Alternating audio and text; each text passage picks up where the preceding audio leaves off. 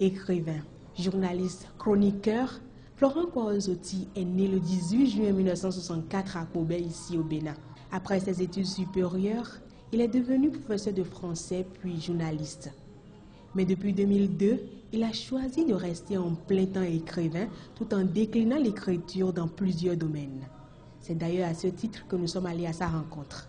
Pourquoi votre amour à la lecture et à l'écriture? J'ai été porté naturellement vers les lettres lorsque j'ai remarqué qu'autour de moi, il y avait beaucoup de lecteurs, il y avait les passionnés de littérature, il y avait surtout les sculpteurs de la langue française, dont mon père qui me défiait à travers justement des tests de littérature. Et il y avait à l'époque, et il y a toujours le Centre culturel français qui est devenu l'Institut français, qui m'apportait, lorsque j'y allais, beaucoup de bonheur à travers justement sa bibliothèque, à travers les films qui se projectaient sur la culture française d'une façon générale, et pourquoi pas la culture américaine à travers les westerns. Vous aviez reçu et lu le livre « Concilier l'économique et le social » par l'éducation de Valère Kakaï-Gléler. Quelle appréciation faites-vous de cette œuvre? Je dirais que c'est un livre, un programme de quelqu'un qui est un pédagogue, quelqu'un qui est resté pendant une vingtaine d'années dans le domaine de l'éducation, qui en connaît les problèmes et qui propose des solutions, surtout pour ceux qui n'ont pas la possibilité de suivre de manière continue le système éducatif, surtout lorsqu'il s'agit d'études supérieures. J'ai été emballé surtout par, disons, les propositions qu'il a eu à faire. C'est une organisation autre qui est proposée par les apprenants et qui, vraiment, dans une démarche à la fois pédagogique et sociale, obtenir des professeurs la possibilité d'avoir les mêmes enseignants à cours réduit et dans les domaines pointus.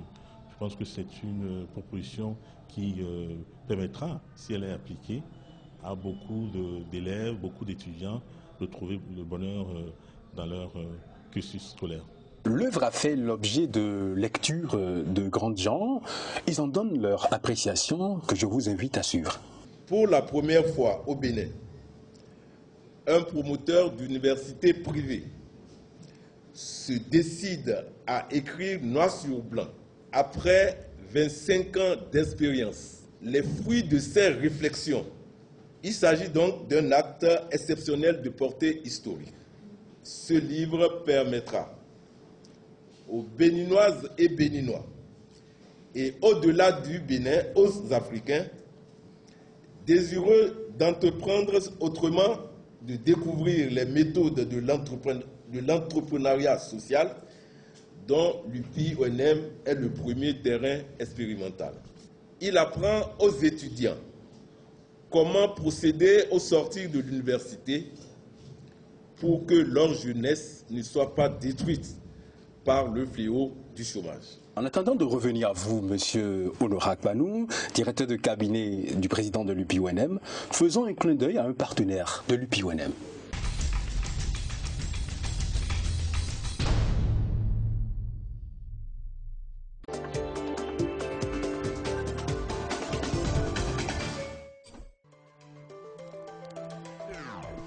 Au temps de mondialisation économique, en construisant une entreprise en type de plateforme, Ailleurs a possédé 24 parcs industriels, 24 usines, 5 centres de recherche, 66 entreprises de commerce. Ses clients se répartissent dans plus de 100 États et régions, ce qui met Ailleurs se figurer dans la première grande marque en matière de l'appareil électroménager mondial. Les premières 50 entreprises les plus créatives dans le monde et la première marque la plus valeureuse de Chine. Ailleurs, partenaire de UPI-ONM pour le projet Un étudiant, un ordinateur. Dans Concilier l'économique et le social par l'éducation, M. Gléler met en exergue le social pour une prospérité collective et surtout un point d'orgue sur les projets communautaires d'action sociale, PCAS. Du réel ou du virtuel? Du réel. L'auteur dans le livre essaie de montrer comment est-ce que les principes sociaux et solidaires peuvent être appliqués dans l'éducation. Alors, pour démarrer, il faudra que tous les étudiants inscrits dans les universités qui seront d'accord avec ce concept s'entendent pour mutualiser leurs efforts. Et c'est de cette mutualisation que les pôles d'emploi identifiés pourront démarrer. Le premier, les emplois salariales. Cela permettra à l'étudiant dont l'employabilité a été assurée par des professionnels pendant sa formation d'être affecté dans une entreprise et cela finira par un contrat entre lui et l'entreprise. Deuxième pôle d'emploi, l'auto-emploi.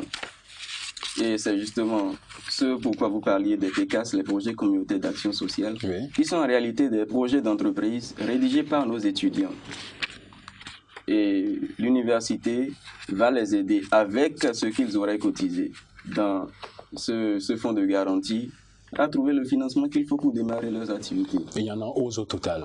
Il y en a 11, on peut même en trouver plus parce qu'au fil du temps, il y a des réalités qui s'imposent qui font qu'il y a des domaines dans lesquels il faut s'investir pour créer des entreprises. En troisième position, nous avons les emplois coopératifs. Il y a un projet qui consiste à installer des centres communautaires d'action sociale dans les 77 communes. Et cela permettra d'aider la population béninoise et pourquoi pas la population des pays africains qui voudront adopter ce concept-là, de subvenir à moindre coût à leurs besoins alimentaires. En quatrième position, nous avons les emplois induits par le retour de la diaspora africaine, parce que nous avons beaucoup de Béninois et d'Africains. Ils ont des compétences dont nous avons besoin chez nous ici. Donc, le fait de les faire revenir va nécessiter que des résidences soient construites, etc. Donc, beaucoup d'emplois peuvent se dégager aussi à travers ce projet. Nous avons en cinquième position les emplois qui sont induits par la création d'une mutuelle d'assurance pour toute cette masse solidaire d'étudiants, de professeurs, etc. Il y a tellement de garanties. En sixième position, nous avons des emplois qui peuvent être créés par la numérisation des universités, par la mise en place de technopoles de montage d'ordinateurs pour nos étudiants et pourquoi pas pour les étudiants des universités affiliées à ce réseau-là. Et en septième position, tout ce fonds de garantie peut à terme permettre la création d'une banque.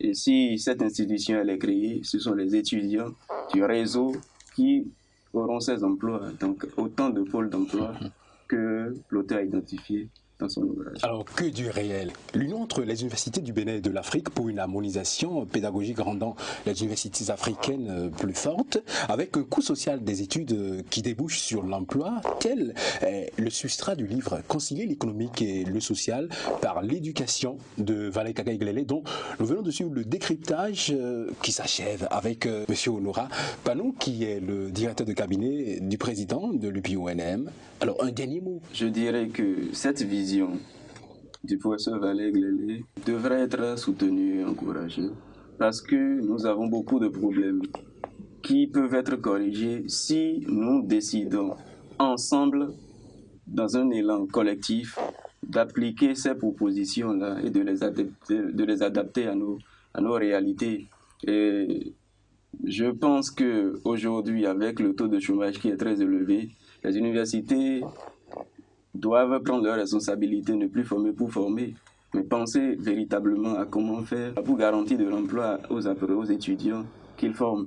Et cela permettra de soulager nos États qui s'étouffent parce que nous voulons tout mettre sur le dos de l'État. Je pense que nous avons intérêt à étudier profondément ce concept et à essayer de l'appliquer. Ce fut un plaisir de vous avoir reçu sur ce plateau durant une trentaine de minutes. Dominique Noguez affirme, je cite, « L'amour, dans toute sa plénitude, je ne l'aurais connu que par les livres. » Un livre est donc une mine d'or pour la réussite en entreprise. Faites-en un ami, comme sur les sentiers de la réussite, votre magazine. Nous aborderons à l'avenir la problématique de la numérisation des universités.